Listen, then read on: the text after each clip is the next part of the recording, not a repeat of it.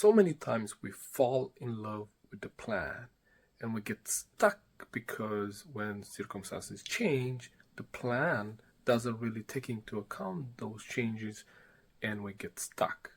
I recently spoke with a team of leaders in a tech company, and one of the things that we're struggling with is navigating change and uncertainty. As we discuss and look at kind of their situation and had a more or less of a coaching and facilitating session, one of the things that came to the surface is that they were relying on some plans that they were, at the very beginning, they were built on a certain of things that were stable. So the more or less the assumption was that these things were not going to change. The direction is not going to change. So they had a vision for where they want to go.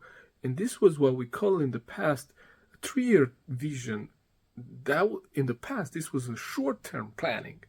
Like, I don't know about you and your experience, but when I was in my kind of first leadership position in the automotive about maybe 1.5 decades ago, what happened was that we were creating a 10-year long-term plan, a 5-year mid-term plan, a 3-year short-term plan, right? So when you were working with 5 years, 10 years, that was the long-term plan.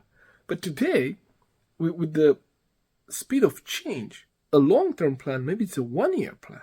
Like, everyone had a plan for 2020, but no plan took into account a pandemic, right? So what I'm saying is that even though you might have a plan for the next 6 months, 1 year, if you stick to the plan when conditions change, then it's more or less like you fall in love with the plan and you're attached to the plan. And because you plan to do some things, you want to stick to those and do those, even though they might not be the best steps forward. So the idea here is to plan, but stay open to opportunities. Stay open to new things that will come to you. There will be things that will come your way. And if you're not open to welcome those opportunities and just be nimble to be able to adapt to those opportunities, you're going to miss them. Like, because if you have a plan and you stick to the plan and an opportunity comes for you to do something in an area that it was not part of the plan, the natural thing to do is, well, no, because that was not part of the plan.